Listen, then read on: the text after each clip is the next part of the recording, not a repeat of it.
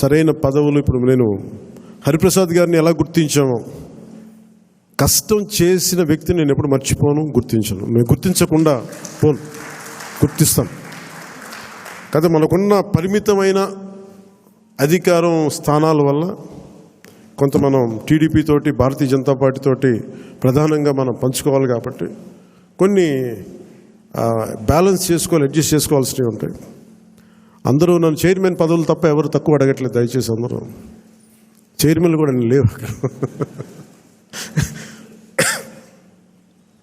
TTD board member, TTD board chairman, అన్ని చైర్మన్లు అడుగుతూ ఉంటే నేను చంద్రబాబు గారి దగ్గర ఎలా తీసుకెళ్ళాలో తెలియట్లే.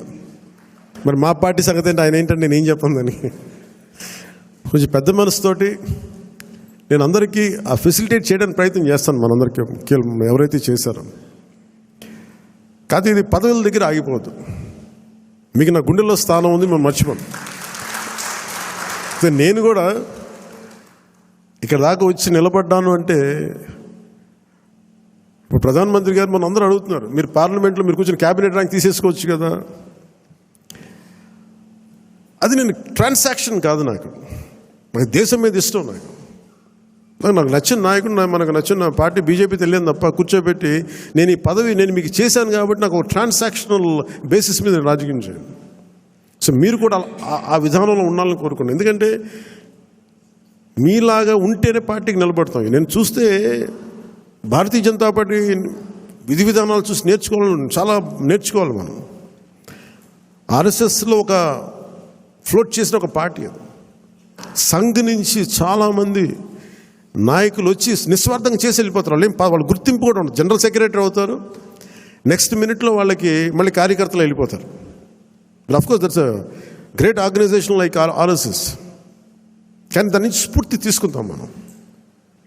వాళ్ళు ఎంతసేపు ఆర్ఎస్ఎస్ ఎంతసేపు దేశం, సమాజం, దేశ సమగ్రత మీద ఉంటారు తప్ప వాళ్ళు చాలా నిస్వార్థంగా ఉంటారు. చాలా నిస్వార్థంగా ఉంటారు. ఎంతో కొంత వారి నుంచి ప్రేరణ తీసుకొని మనం కూడా నిస్వార్థంగా పదవులు వస్తే ఖచ్చితంగా మీకు వస్తాయి, తీసుకోండి. పదవి లేనప్పుడు కూడా అంతే కమిట్మెంట్తో పనిచేయాలని కోరుకోండి. నేను అలాంటి వాడిని. పదవులు లేవు, ఏమి లేవు, డబ్బులు లేవు, గుర్తింపు లేదు, తిట్లు, శాపనార్థాలు తప్ప ఆయన మనం చేశాం కదా. అందుకని దీన్ని కూడా మీరు దృష్టిలో పెట్టుకోండి. ఎందుకంటే అందరి దగ్గర నుంచి తీసుకున్నప్పుడు కూడా మన మహిళా నాయకురాల దగ్గర నుంచి కానీ నాయకుల దగ్గర అందరిని తీసుకుంటే అందరూ కూడా చాలా ఉన్నతమైన కీలకమైన పదవులు అడుగుతూ ఉన్నారు. ఉన్నాయి చాలా తక్కువ. కొంతమందికి పార్టీ పదోన్నతి ఉంటుంది. కొంతమందికి ఈ శాఖల్లో కీలకమైన శాఖల్లో పదవులు అన్నీ నేను ప్రయత్నం చేస్తున్నాను. సో నాకు అవకాశం ఇవ్వండి. కొంచెం తప్పులు ఎక్కడన్నా ఉంటే మీరు కోప్పడకుండా హరిప్రసాద్ గారి దృష్టికి తీసుకురండి, నాగబాబు గారి దృష్టికి తీసుకురండి, మిగతా ముఖ్య నాయకుల దృష్టికి తీసుకురండి. ఎందుకంటే నేను మనోహర్ గారి పేరు ఎందుకు చెప్పట్లేదంటే, ఇప్పుడు ఆయన మంత్రి సివిల్ సప్లైస్, ఆయన బిజీగా ఉన్నారు. మొత్తం అక్రమ బియ్యం మీద, గోడౌన్ల మీద ముయించేస్తూ ఉన్నారు. అందువల్ల అందుకని ఆయనకి ఈ బాధ్యతలు అప్పచెప్పట్లేదు. ఆయన రాష్ట్రం కోసం చేయాల్సింది చాలా ఉంది ఆయనకి. అందుకని మీరందరూ పెద్ద మనసుతో అర్థం చేసుకుంటారని ఒకే ఒక మాట చెప్పి ముగిస్తాను. నేను మీకు అండగా ఉండేవాడిని, నిలబడేవాడిని, మర్చిపోనివాడిని.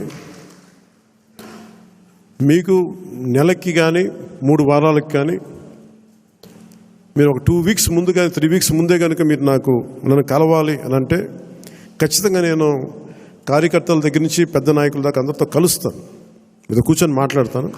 కాదు, నాకు ఇవ్వాల్సింది ఏంటంటే, మీరు సడన్గా వచ్చేస్తేనేమో నాకున్న దాంట్లో అందరిని అడ్జస్ట్ చేయలేకపోతాం. మీరు కొంత ఎజెండాను కూడా ఫిక్స్ చేసుకురండి.